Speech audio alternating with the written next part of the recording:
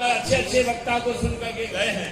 निश्चित तौर पर आप उस पर अमल करेंगे और बटेंगे नहीं, संकल्प लेके जाएंगे। जो भी लोग इंडिया गठबंधन का टिकट लेके आएगा, जो भी लोग महागठबंधन के साथ खड़ा रहेगा, इंडिया गठबंधन के साथ खड़ा मिलेगा। वैसे उम्मीदवार को जाति जाति में नहीं बटिएगा, एक तरफा उसको वोट दीजिएगा। तब दुशासन जाएगा और अनुशासन आएगा, समाजवाद आएगा और नफरत भागेगा, संप्रदायवाद भागेगा। कही गई है। दादाजी गुजर गए तो पिताजी ने कहा कि उनकी आत्मा का है, तो कहा ऊपर है, तो कहा वहां कोई दिक्कत, कहा फूल दिक्कत है, गाय गोदान कर दीजिए। अब बिहार के लोगों को पता नहीं गोदान किस नाम पर मांगा गया, तो कहा आत्मा वहां दादाजी तक कैसे पहुंचेगी। तो उन्होंने कहा कि हम है ना उनके प्रतीक धरती पर, हमको देंगे तो उनको मिल जाएगा। तो नई वाली गाय लेकर चले गए। कुछ दिन बाद वो आदमी आया और फिर पूछा कि दादाजी कैसे हैं, तो कहा गाय का बढ़िया दूध पीते हैं, बस रात में सोने की दिक्कत होती है, वो चारपाई अगर मिल जाती। तो कहा चारपैया दादाजी तक कैसे पहुंचेगी, तो कहा हम है ना धरती पर, हमको देंगे तो उनको पहुंच जाएगी। नई चारपाई पिताजी देकर चले गए। तीसरे दिन आए और तीसरी बार जब आए तो कहे कि आज पिताजी कैसे, तो कहे नई वाली गाय का बढ़िया दूध पीते हैं और बढ़िया चारपाई पर सोते हैं। देखो दिक्कत यह है कि डेरी अंचल घूमने में साइकिल नहीं मिले, पैदल जाना पड़ता है। अगर नई साइकिल मिल जाए तो काम हो जाए। तो वहीं उनका एक पोता बैठा हुआ था जो कलम और किताब से दीक्षित हो गया था। उसने कहा कि ये आदमी झूठ बोल रहा है, पिताजी आपने साइकिल, गाय और चारपाई जो भेजी है वो दादाजी को मिली ही नहीं। तो वो आदमी कहा तुमको कैसे पता नहीं मिली, तो उसने कहा दादाजी हमको चिट्ठी लिखकर भेजे हैं, तो तुम्हारा भेजा हुआ हमको कुछ नहीं मिला।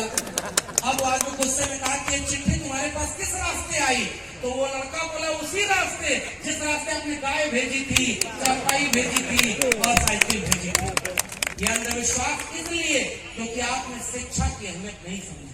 अगर आप शिक्षित और जागरूक होंगे तो धर्म खतरे में नहीं होगा, कलम खतरे में होगी। आपका बेटा बेटी स्कूल बचाने जाएगा, वो किसी धर्म के जुलूस में नहीं जाएगा। धर्म आपके दिल में था, किसी ने दिल से निकाल करके उसको बाहर लड़ाने के लिए खड़ा कर दिया। मोको कहाँ ढूंढे रे बंदे, मैं तो तेरे पास में। ना मैं मंदिर, ना मैं मस्जिद, ना काटे कैलाश में, ना मैं जप में, ना मैं तप में, ना मैं व्रत उपवास में। खोजी हो तो तुरते मिल हो पल भर की तलाश में। और कहे कबीर सुनो भाई साधो, मैं तो हूँ विश्वास में। वो जो आपके अंदर भगवान था उसको उन्होंने बाहर खड़ा करके केवल लड़ाई करवाया। हिंदू बना मुस्लिम, मंदिर बना मस्जिद, हिंदुस्तान पाकिस्तान कब्रिस्तान।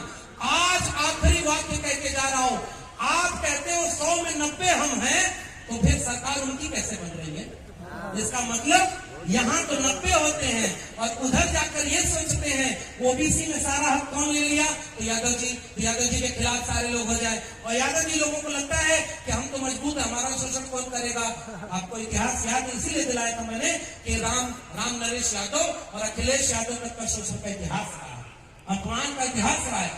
बड़ी जिसकी संख्या है, बिहार के लोगों जाति जनगणना आपने करा दी, संख्या सबकी पता चल गई ना।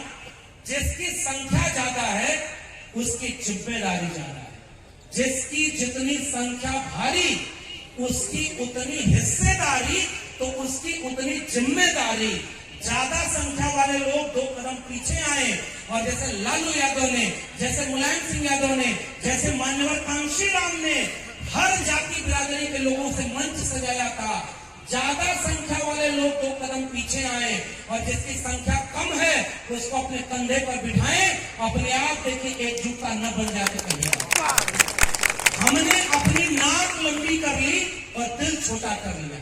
हमको लगता है कि हमारी जात बिरादरी ताकतवर है तो हम कमजोर को नहीं साथ लेंगे। नहीं भाई, खटिया पर बैठना और मुंह में जबान रख करके बोलना आपके नेताओं ने सिखाया। लालू यादव कभी नेता नहीं बन पाते अगर वो केवल यादवों के नेता होते। मुलायम सिंह यादव कभी नेता नहीं बन पाते अगर वो केवल यादवों का वोट लेते। मान्यवर कांशीराम कभी नेता नहीं बन पाते अगर केवल दलितों का वोट मिलता। उन्होंने 90% की बात की तो 90% को हिस्सेदारी दी। उन्होंने क्या कहा, जब तबला बाजेगा धीरे धीरे तो एक पे बैठेगा। ये क्यों नारा लगा था? इस नारे को लोग लालू यादव को कहे कि वहां पर जो है मुसीबत है। नहीं, लालू यादव उनका नाम है जो दूरदर्शिता रखते थे, दंगे के सामने खड़े हुए, सम्मानता के सामने खड़े हुए। और लालू यादव का परिभाषा भगवतिया देवी से पूछिएगा और मुलायम सिंह यादव की परिभाषा फूलन देवी से पूछिएगा और मनोहर कांशीराम की परिभाषा उस 90% बहुजन से पूछिएगा जिन्होंने उसके दिल में आत्मसम्मान दे दिया। एक वादा आपसे लेना चाहता हूं, आप भूखे रहना प्यासे रहना, अपने बेटा बेटी को कलम और किताब जरूर भेजिएगा और शिक्षा जरूर दीजिएगा, इसका वादा करते कि नहीं? अरे भाई, इतने आलिशान शिक्षा मंत्री जी यहाँ बैठे हुए हैं। बिहार में शिक्षा को लेकर अपमान होता था और बिहार में अब शिक्षा को लेकर सम्मान होता है। पूरे देश में कहिए कि अगर शिक्षा मंत्री कोई हो तो ऐसा पढ़ा लिखा और विद्वान और अपने विचारधारा को लेकर कमिटेड होना चाहिए। अगर मंत्री कोई हो तो आलोक मेहता जी जैसा हो, अगर मंत्री कोई हो तो लता जी जैसा हो। और उदयनारायण चौधरी जी ने अभिभावक की तरह तो वो बात कह दी। हमारे यहाँ सतीश भाई हैं, फतेह बहादुर जी हैं, हम आपको हिम्मत देकर जा रहे हैं, लेकिन उससे ज्यादा डेहरी आंसोल के लोगों, हम आपसे हिम्मत लेकर जा रहे हैं हम, क्योंकि आज इस देश में दंगे का माहौल बनाया जा रहा है। समाजवादी लोगों, हमने और आपने समाजवाद और सामाजिक न्याय का लाभ लिया है। अगर हम इस संविधान को नहीं बचा पाए तो इसका दोष किसी अनपढ़ गवार को नहीं दे सकते जो इस समय कोई ठेला चला रहा है।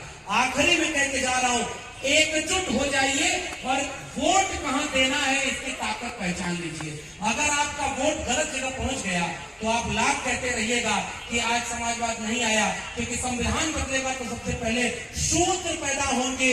एकलव्य और शंभूक का इतिहास किसी बहुजन ने नहीं लिखा। एकलव्य और शंभूक अगर है, मुझे यूनिवर्सिटी से इसलिए नहीं निकाला गया कि मेरिट कमजोर थी। एकलव्य कमजोर है इसके लिए आरक्षण नहीं था, द्रोणाचार्य जातिवादी है इसके लिए आरक्षण था, और वो द्रोणाचार्य आज भी जिंदा है, इसलिए हम जैसे लोगों के हाथ से नौकरी छीन रहे हैं। हम आपसे गुजारिश करने आए हैं, कलम और किताब की बात करने के लिए संविधान को बचाना जरूरी है। और आखिरी में किस्सा जो मैं हर जगह कहता हूं, आप ये मत सोचिएगा कि उनके पास ताकत ज्यादा है, मीडिया ज्यादा है, वो झूठ को सच बोलेंगे, वो हर चीज झूठ बोल करके टेलीविजन को दिखाएगा, जीत जाएंगे। लालू जी और नीतीश जी जब शासन करने आए थे तो टेलीविजन था क्या? कर्पूरी ठाकुर जब यहाँ के मुख्यमंत्री बने तो टेलीविजन और सोशल मीडिया था क्या? तो आज अगर इतना सोशल मीडिया है तो उसका पॉजिटिव उपयोग करिए, और इतने लोग ताकत में हैं तो हाथ उठाकर वादा करिए, चाहे कुछ भी हो जाए 2024 में संविधान विरोधियों को दिल्ली की कुर्सी पर नहीं बैठा देंगे। क्या दिल्ली की कुर्सी पर बैठने देंगे? संविधान विरोधी को जीतने देंगे? उनको धर्म के नाम पर आग लगाने देंगे? उनको शिक्षा बेचने देंगे? अगर नहीं तो यहाँ से संकल्प लेकर जाइए कि आप संविधान बचाने के लिए कुछ भी करेंगे। कमजोर मत समझिएगा। जंगल में आग लगी तो सारी चिड़िया भाग रही थी या चुपचाप तमाशा देख रही थी। एक चिड़िया अपनी चोंच के पानी से जंगल की आग पर जाती और चोंच का एक बूंद पानी डालकर फिर आती पानी लेने। बाकी चिड़िया खड़े होकर हंस रही थी कि तुम्हारे एक बूंद पानी से इतने बड़े जंगल की आग बुझ जाएगी क्या? ये मेरा आखिरी वाक्य है, इस वाक्य को गांव-गांव पहुंचाना। उस चिड़िया ने कहा कि अगर मुझे पता है कि मेरे एक चोंच के पानी से ये जंगल की आग नहीं बुझेगी, मगर जब इस आग का इतिहास लिखा जाएगा तो मेरा नाम आग लगाने वालों में